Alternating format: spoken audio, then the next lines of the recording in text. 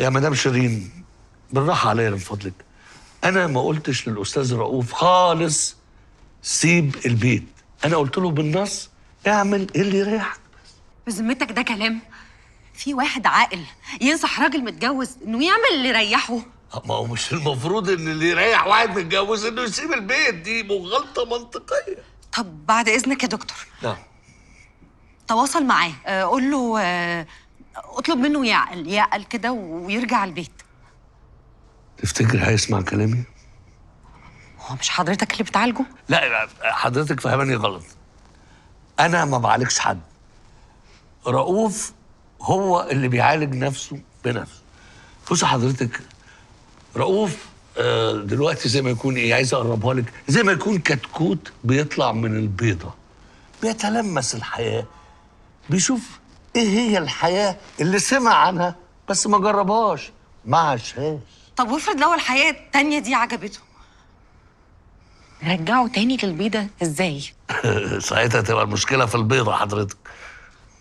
حضرتك بتقصدني انا؟ لا يا فندم العفو، اقصد حضرتك ازاي؟ طبعا لا انا اسف، ما اقصدش خالص كده. انا اقصد الحياه الزوجيه، الروتين الزوجي، يعني الثبات في مواجهه التغيير والحركه.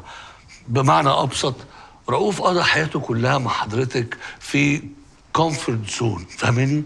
منطقه امنه، ها؟ فيها البيت والولاد وحضرتك والروتين وكذا.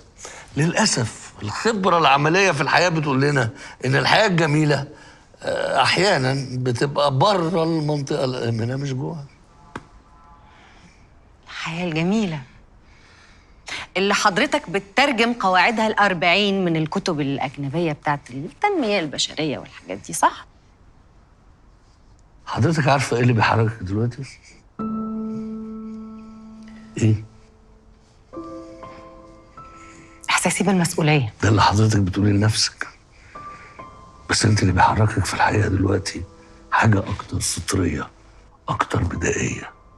الخوف، خوفك على بيتك وولادك وجوزك اللي مخليكي تحطيهم جوه شرنقه، خوفا من اي خطر ممكن يصيبهم. الخوف حاجة حلوة اهو. والله على حسب، بالنسبه لحضرتك ممكن يبقى حاجه حلوه، لكن بالنسبه لحد تاني زي رؤوف ممكن تبقى دي حياه مميته بالنسبه له هو. انا ما قلتش حاجه. طبعا انا دايما اللي غلطانه طبعا. يا مدام شيرين، هو ده اللي هم حضرتك دلوقتي؟ مين فينا صح ومين فينا غلط؟ على فكره المعادله دي صعبه جدا ومش مهمه خالص. اسهل حاجه في الدنيا ان احنا نصنف الحياه كلها ابيض واسود ونرمي الاتهامات على بعض، لكن ده مش هيوصلنا لاي حاجه في الدنيا. مدام شيرين من فضلك، انا هكلمك كلام بمنتهى الضمير والله. حضرتك عندك وسواس شويه زياده، يا ريت شويه جلسات علاجيه تلحقك قبل ما يتحول الى وسواس قهري. طبعا حضرتك بقى شايفني زبونه زي رؤوف، صح؟ شكرا، مش عايزه.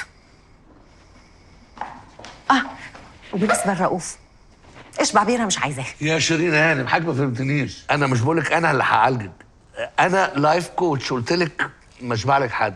حضرتك محتاجه لطبيب نفسي علشان العرض ما يتحولش الى مرض، فهمتني؟